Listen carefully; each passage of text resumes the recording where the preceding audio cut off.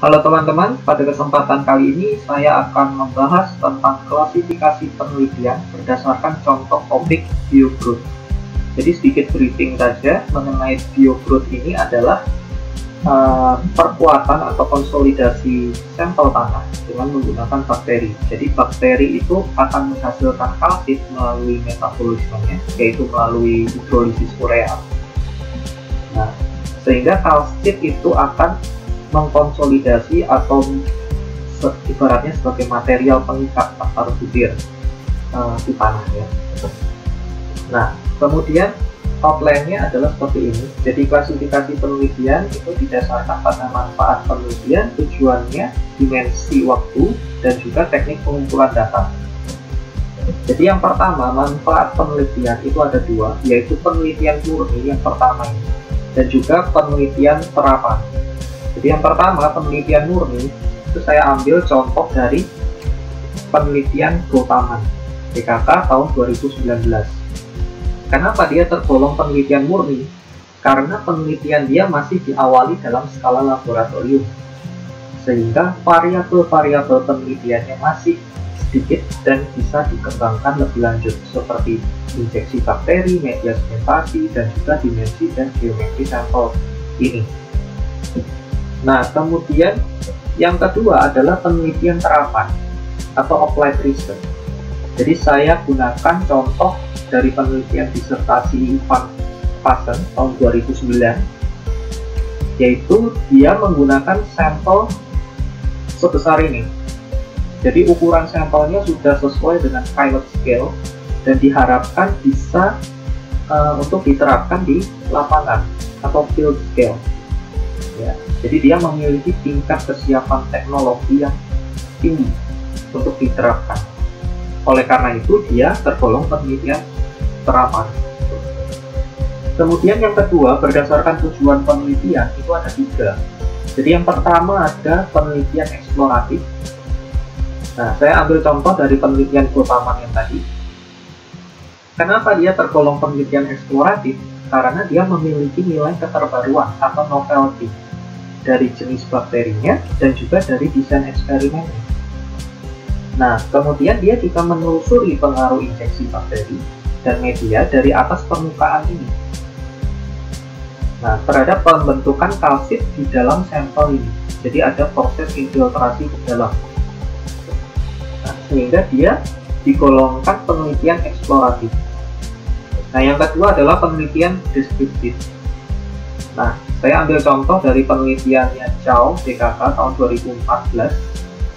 Nah, dia digolongkan penelitian deskriptif karena dia mendeskripsikan suatu pola. Yaitu saya ambil contoh di sini salah satu hasil penelitian dia, yaitu membandingkan antara UCS membuat suatu pola hubungan antara konsentrasi bakteri dengan nilai UCS ini. Nah, dan didapatkan dari grafik ini bahwa semakin meningkat konsentrasi bakterinya, maka nilai UCS-nya cenderung juga meningkat. Seperti itu. Nah, jadi dia mendeskripsikan suatu pola. Kemudian yang ketiga adalah penelitian eksplanatif. Saya ambil contoh juga dari penelitian yang sama dari Chow DKK tahun 2014. Jadi dia menjelaskan hubungan antara kandungan CaCO3 dengan nilai UCS sampel. Ya. Jadi ada sumbu Y, ini UCS, sumbu X-nya adalah kandungan CaCO3. Nah, dan dia ini menjelaskan kenapa kok nilai UCS ini semakin meningkat. Nah, karena kandungan CaCO3 yang dihasilkan dari proses yang tadi, yaitu semakin banyak bakterinya, itu akan menghasilkan CaCO3 yang juga semakin banyak. Nah, jadi ada suatu sebab akibat dari penelitian ini.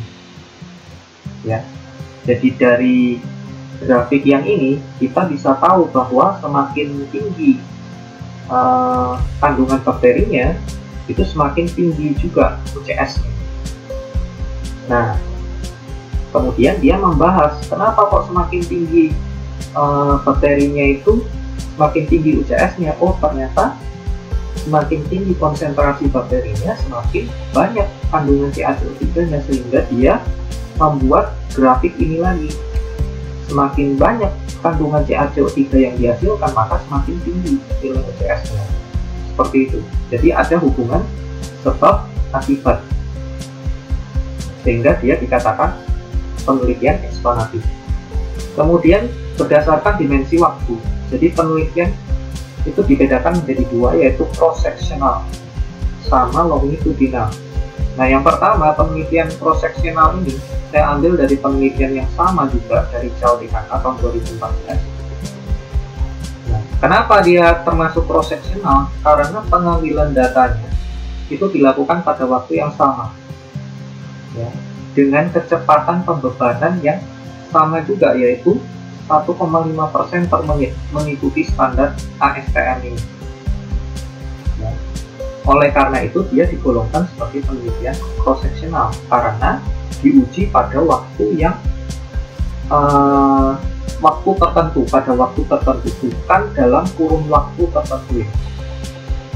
Nah, kalau yang kedua ini, penelitian longitudinal, itu berarti data yang diambil berdasarkan kurun waktu tertentu. Jadi dia bentuknya seperti ini. Sumbu X-nya biasanya adalah waktu, time di sini ya.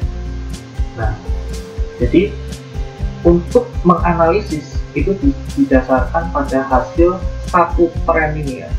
Jadi ada tren penurunan atau tren peningkatan. Kalau hanya satu data yang dianalisis dan itu diambil pada waktu tertentu, berarti dia tergolong penelitian cross-sectional. Nah, penelitian longitudinal ini saya ambil contoh dari Ferris DKK tahun 2004. Jadi dia ingin menginvestigasi pengaruh MICV ini, proses reaksi ini, terhadap kandungan Ca2+. Nah, ternyata kandungan Ca2+-nya turun seiring berjalannya waktu karena ada pembentukan CaCO3 di sini. Nah, seperti itu. Jadi ini tergolong penelitian longitudinal. Nah, kemudian yang terakhir yaitu berdasarkan teknik pengumpulan data. Jadi dibedakan menjadi 4. Yang pertama adalah penelitian survei. Saya kasih contoh dari penelitian disertasinya Van Passen lagi tahun 2009. Jadi dari penelitian dia awalnya melakukan suatu pengumpulan data terlebih dahulu, yaitu survei berdasarkan reaksi atau mekanisme MICV, microbially induced cell-type precipitation ini, yang paling efektif untuk dilakukan di sampel tanah atau pasir. Dan dia mendapatkan bahwa hidrolisis urea ini yang paling realistis dan paling mudah untuk dilakukan. Jadi yang tanda plus ini itu berarti suatu keunggulan atau suatu benefit. Nah, kalau yang negatif ini berarti dia kurang bisa untuk diaplikasikan. Seperti itu. Nah, kemudian yang kedua adalah penelitian eksperimental. Jadi saya ambil contoh dari Gautaman tadi. Dia melakukan penelitian di lab atau di laboratorium ya, menggunakan suatu instrumen. Dan di sini dia melakukan pengujian pengamatan scanning electron microscope dengan instrumen ini ya. Jadi ini tergolong penelitian eksperimental. Kemudian yang ketiga adalah penelitian analisis isi. Saya ambil contoh dari penelitiannya Van Winsgarten tahun DKK tahun 2016. Jadi dia mengambil data dari penelitian lain, penelitian sebelumnya, yaitu dari Wittin dan Van Passen ini. Itu data eksperimennya. Kemudian dia bandingkan dengan data simulasi yang dia kerjakan, yang Van Winsgarten DKK kerjakan, yaitu data simulasinya yang garis merah ini. Data eksperimen dari penelitian sebelumnya ini adalah titik-titik ini.